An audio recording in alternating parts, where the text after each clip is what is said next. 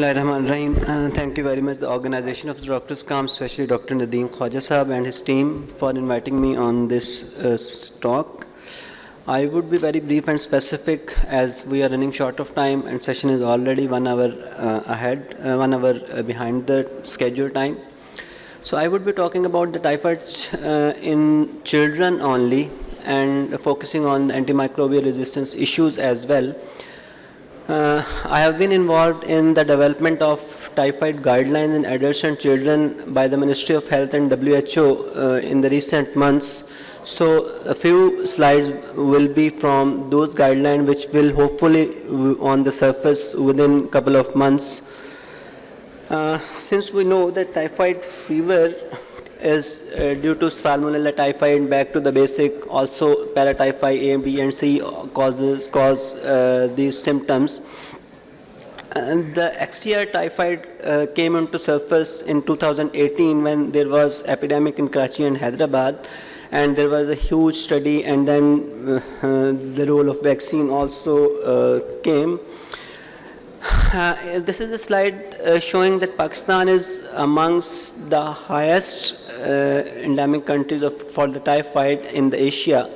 And if we see the data given by the National Institute of Health Islamabad, this is the last week data that above 4,500 above cases have been reported for the confirmed typhoid fever, and these are the reported and unreported cases we don't know. So we are in the phase of endemicity for the typhoid, and as we know that there's a reservoir, this chronic carriers and vehicles of the transmission is definitely contaminated water and food, and susceptible person, children, particularly less than 10 years of age or school age children are the more vulnerable, or the laboratory staff which is handling the samples in the microbiology laboratory, or the travelers or food handlers. These are the vulnerable populations that can catch this infection, and this can lead to clinical and subclinical infection as well. If we talk about the clinical symptoms, particularly in the children, high-grade fever is common, but unlike the adult, there is no step-ladder pattern of the fever, and there's no much relative bradycardia as we see in the adults. Rest of the symptoms are highlighted here with the particular percentage. We can expect anything along with the fever. But we have to be cautious about the differential diagnosis in which season we are seeing these cases. Like in the recent past, we had multiple cases of dengue fever, and we had difficulty in diagnosing the dengue, and we had seen the patient with co-infection of typhoid fever as well. Same way, side by side, malaria or gastroenteritis and other viral bacterial syndrome we should be keeping in mind. And regarding the complication, GI complication as the most common, followed by the neurological complication. Even the neurological manifestation, the first one to be presented in emergency like stupor, coma or convulsions, and salmonella meningitis is not an uncommon entity as well. So based on this review of the clinical symptoms and complication and sign and symptom, now the WHO has developed, and the National Technical Advisory Group, and the guideline of which will come into service in a couple of months, they have advised some certain case definitions, like in suspected case of the fever, a patient with documented fever for at least 3 consecutive days prior to presentation in clinic and having no other focus to explain the cause of fever, and apparent common focus would be a UPI or pneumonia or abscesses or any osteomyelitis, which are the known causes of fever in certain age groups. And if we talk about the probable or suspected cases of typhoid fever, the probable case would be the case which is fulfilling the definition of suspected case, and the compatible case and is epidemiologically linked to a confirmed case in an outbreak or non-outbreak setting in the last 4 weeks. While the confirmed case would be the case which is microbiologically confirmed. Now, if we have the confirmed case and we have report in our hand, how would we classify the cases according to the microbiological report? And this is what important in decision of the treatment. And if the culture is positive, that will make our job easier. What is a non-resistant typhoid fever? This non-resistant typhoid fever is sensitive to all the first-line antibiotics, and the first-line antibiotics in the typhoid fever will be ampicillin, trimethosulfa, and chloramphenicol. Third line, the third generation cephalosporin with or without resistance to second line fluoroquinolone. So this is the first line, this is second line, and third generation is the third line antibiotics. If we talk about the MDR typhoid fever fever would be resistance to the first line antibiotics and with or without resistance to the second line, which is fluoroquinolone, and it would be sensitive to the third line. So what is the XTR typhoid salmonella, which is the main challenge we are facing right now? This is resistance to all the first line antityphoidal drugs, and this is only and only resistance to the fourth line drugs, azithromycin and carbapenem.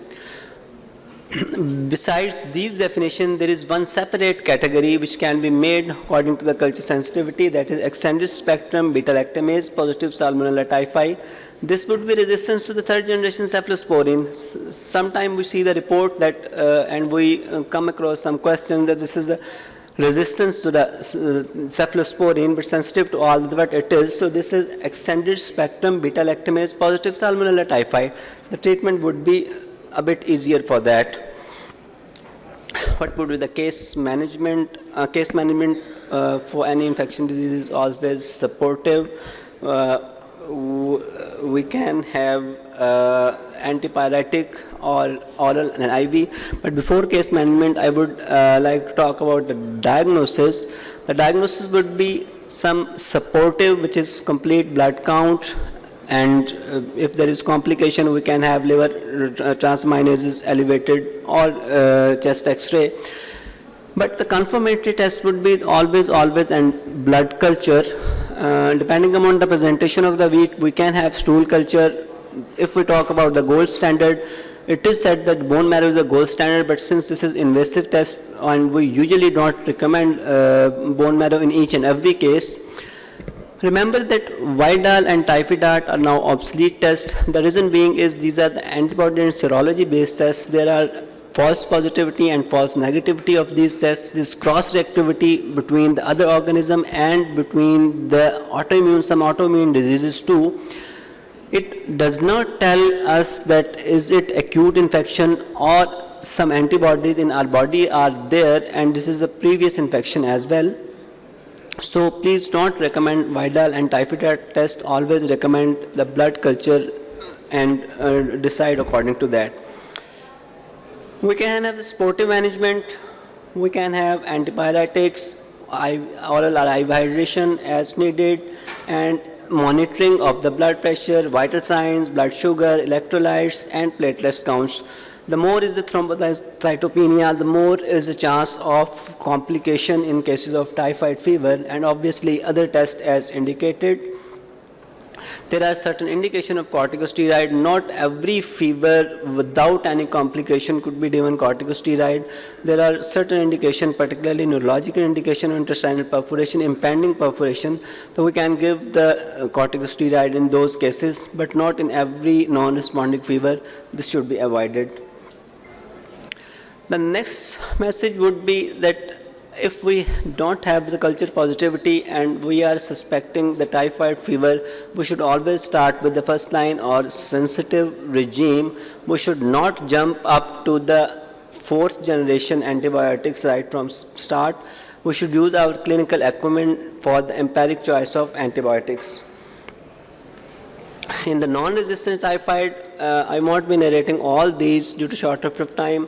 The doses are written, duration is written, but in non-resistant typhoid fever, we have multiple options. We have third generation cephalosporin, we have ciprofloxacin, we have ampicillin, and I'm sure you are also seeing the reports of blood culture and sensitivity that bugs are now coming sensitive to the ampicillin as well. So there is no harm in starting the sensitive drug, which may be the ampicillin in cases of non-resistant typhoid fever. If we are falling in the MDR typhoid fever, then antibiotic would be the limited only cephalosporin. And if we have extended spectrum beta-lactamase salmonella typhi, then cephalosporin won't be the good choice. Then ciprofloxacin or chloramphenicol or trimethyl are the better choice. But due to side effects, anticipated side effects of aplastic anemia, we avoid chloramphenicol in the treatment of typhoid fever or in the treatment of other diseases as well. Now, if there is XTR typhoid, we should opt for azithromycin. We should opt for the carbapenem, or now the studies are going on that extended infusion of meropenem might be useful. But since the message from this slide would be that we should not use the dual therapy in each and every case of XDR typhoid. We have seen that azithromycin and carbapenem both have been started and we fall nowhere. Even only in the complicated cases, we can use the IV therapy of carbapenem, or uncomplicated XDR, azithromycin alone would be sufficient. And the last would be the prevention. Definitely wash, water, and sanitation and hand hygiene is the most important thing. Health education is, the public health point of view, is one of the important thing. We should convey the message of water, sanitation, and hand hygiene to our each and every patient coming with any disease, because this is a key prevention for any infectious diseases.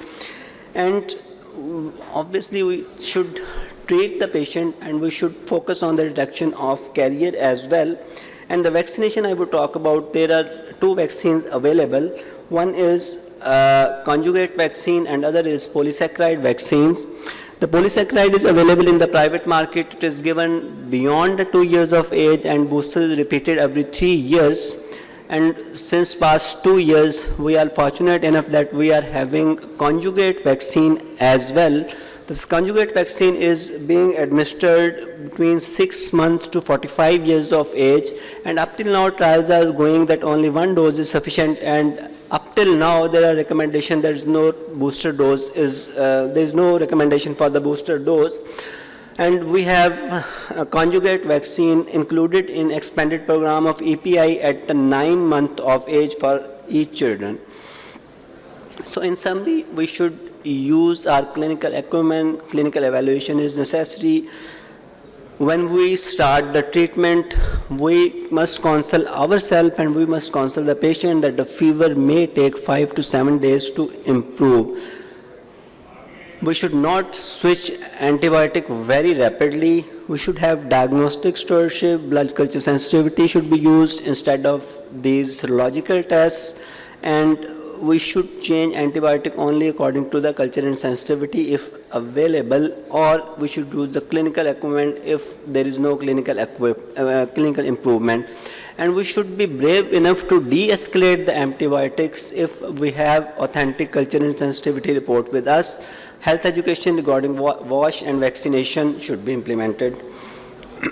Thank you very much.